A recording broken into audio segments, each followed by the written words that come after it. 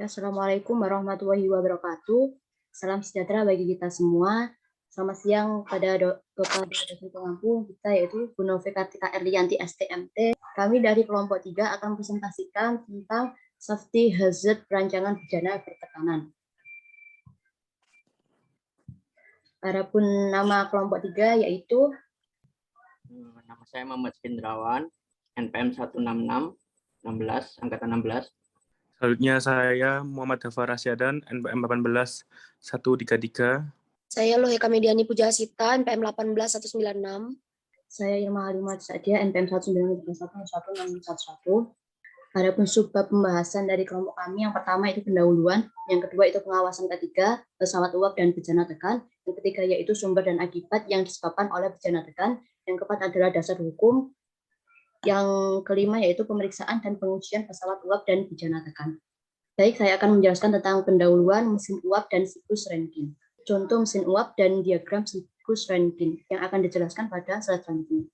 Adapun proses siklus Rankine yaitu fluida dipompa dalam tekanan tinggi dari kondisi 1 ke kondisi 2. Panas ditambahkan dalam boiler pembuatan uap dengan membakar bahan bakar meski panas tidak diberikan dengan cara lain untuk menguapkan fluida ke fluida 3.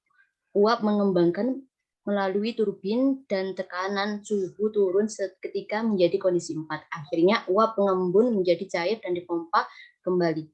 Adapun pesawat uap dan bejana tekan merupakan sumber bahaya termasuk operator pesawat uap yang mana potensi bahaya ditimbulkan akibat penurunan atau pengoperasian pesawat uap dan bejana tekanan melalui semburan api, air panas, dan gas fluida, uap panas, debu panas, suhu tinggi, bahaya kejut listrik, dan peningkatan tekanan atau peledakan. Agar kecelakaan tidak timbul dalam kerja yang menggunakan pesawat uap maupun bejana tekan, maka pemahaman tentang pesawat uap dan bejana tekan serta syarat-syarat ketiga adalah sangat penting supaya dapat melakukan pengawasan ketiga pada pesawat uap dan bejana tekan.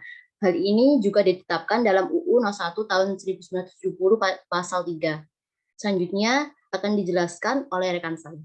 Yang selanjutnya yaitu pengawasan K3 pesawat uap dan bejana tekan. Merupakan serangkaian kegiatan pengawasan dan semua tindakan yang dilakukan oleh pegawai pengawas ketenagakerjaan atas pemenuhan pelaksanaan peraturan perundang-undangan terhadap objek pengawasan K3 pesawat uap dan bejana tekan di tempat kerja atau perusahaan. Kemudian ketel uap. Ketel uap merupakan pesawat yang digunakan untuk memanaskan air menjadi uap. Peralatan pesawat penguapan ialah suatu alat yang dihubungkan pada pesawat uap. Suatu ketel harus memenuhi syarat-syarat sebagai berikut. Yang pertama yaitu harus hemat dalam pemakaian bahan bakar. Hal ini dinyatakan dalam rendemen atau daya guna ketel. Kemudian yang kedua yaitu berat ketel dan pemakaian ruangan pada suatu hasil uap tertentu harus kecil. Selanjutnya yaitu yang terakhir paling sedikit harus memenuhi syarat-syarat dari Direktorat Bina Norma Keselamatan Kerja Departemen Tenaga Kerja. Kemudian ada jenis-jenis ketel. Ada ketel stasioner atau ketel tetap, kemudian ada ketel pipa api, dan selanjutnya ada ketel mendatar. Sumber-sumber bahaya dan akibatnya. Yang pertama yaitu manometer tidak berfungsi dengan baik akan mengakibatkan ledakan. Selanjutnya itu safety valve tidak berfungsi mengakibatkan tertahannya tekanan yang berlebihan.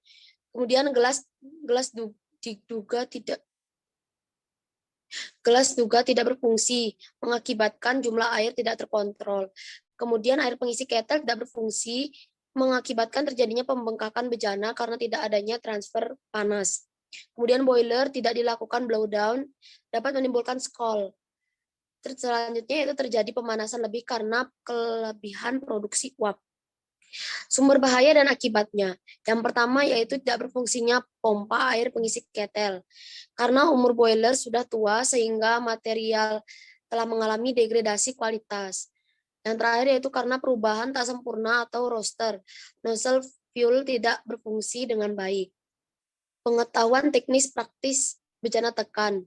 Bejana tekan adalah sesuatu untuk menampung fluida yang bertekanan atau bejana selain pesawat uap yang di dalamnya terdapat tekanan yang melebihi udara luar dan dipakai untuk menampung gas atau gas campuran termasuk udara baik bertekanan menjadi cair atau dalam keadaan larut atau beku. Pada gambar sudah terdapat bejana bertekanan yang terpasang pada sistem pemanas air serta sebelahnya ada bejana tekanan yang terpasang pada struktur. Selanjutnya akan dijelaskan oleh rekan saya. Selanjutnya, sumber dan akibat yang disebabkan oleh bencana tekan. Salah satu sumber bahaya yang dapat menimpa tenaga kerja dan kerusakan yang fatal bagi lingkungan berupa tenaga kerja, tempat kerja, perusahaan, dan alam. Bahaya yang kemungkinan terjadi: keracunan dan iritasi, karbon monoksida, klorin, sulfur, dan lain-lain. Kebakaran, bencana tekanan yang menyimpan LPG, metan, dan lain-lain. Terkena cairan dingin karena gas nitrogen cair, dan lain-lain. Ledakan karena gas yang sifatnya mudah terbakar. Pernafasan tercekik karena nitrogen, argon, dan lain-lain. Dasar hukum pengawasan K3 pesawat uap dan bencana tekan. Dasar hukum 1. UU UAP 1930, 2. Peraturan UAP tahun 1930, 3. UU nomor 1 tahun 1970 tentang keselamatan kerja, 4. Permen nomor 1 tahun 1982 tentang bencana tekan, 5. Permen nomor 1 1982 tentang klasifikasi juru las, 6. Permen nomor 1 tahun 1988 tentang klasifikasi dan syarat operator pesawat uap. Selanjutnya akan dijelaskan oleh rekan saya. Ya, baik, terima kasih. Selanjutnya itu menjelaskan tentang pemeriksaan dan pengujian pesawat uap dan bencana tekan. Pemeriksaan sebelum pembuatan atau prafabrikasi. Sebelum pembuatan bencana tekan dimulai, pabrik pembuat manufaktur harus memiliki pengesahan perencanaan atau desain terlebih dahulu dan semua sertifikasi atau dokumen serta menetapkan prosedur kerja. Di samping itu, lembar pengesahan harus diteliti secara cermat atau seluruh persyaratan yang harus dilaksanakan pada pembuatan bencana tekan, baik persyaratan teknis maupun administrasi, termasuk pembuatan laporan pemeriksaan atau inspeksi report. Ya, yang kedua, sertifikat material. Semua bahan yang digunakan dalam konstruksi atau pembuatan bencana tekan harus mempunyai sertifikat yang disahkan oleh instansi atau badan yang berwenang mengeluarkan sertifikat bahan. Dan di sebelahnya itu gambar contoh sertifikat material. Nah, di sini proses pengujian pemadatan. 1. Persiapan. Setelah persiapan adalah kalibrasi, yaitu pedoman tekanan, temperatur, dan perekam tekanan. Setelah itu medan uji, baru setelah medan uji diselesaikan, baru cara pengisian dan pemadatan. Baru 5, tekanan uji dan holding time, dan terakhir cara pengosongan dan pembersihan. Pemeriksaan dan pengujian bencana tekan untuk mendapatkan izin pemakaian. Yang pertama, pemeriksaan dan pengujian pertama di tempat kerja setelah selesai pemasangan instalasi, meneliti dokumen, pengujian pemadatan atau pressure test, dan keempat, pengujian tingkat pengamanan.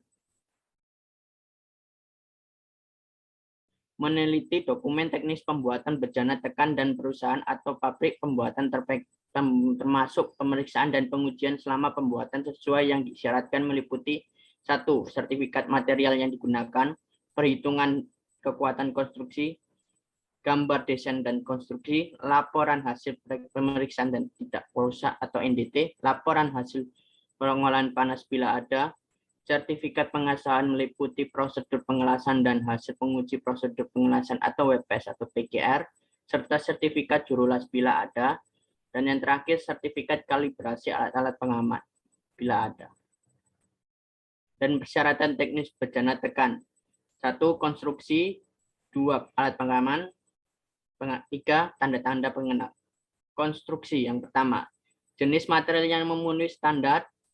Setelah itu, tebal material yang tidak kurang dari hasil perhitungan kekuatan konstruksi berdasarkan volume yang diakui. Baru itu kondisi material yang tidak dapat cacat yang melebihi batas dan sambungan las yang memenuhi syarat. Dan selanjutnya dari itu untuk dilakukan cara yaitu untuk ketebalan plat, drum, dan head untuk dengan ketebalan tertentu telah dilakukan head treatment setelah seluruh penjelasan sesuai. Lalu terakhir pada hidrostatik test tidak ditemui kebocoran sehingga keretakan akan membentuk yang menetap. Alat pengaman harus lengkap, kondisinya atau ukurannya memenuhi standar atau berfungsi dengan baik. Alat pengamanan pada bejana tekan dan kompresor yang memadat gas ke dalam bejana tekan atau pesawat pendingin harus dilengkapi dengan alat pengaman sebagai berikut.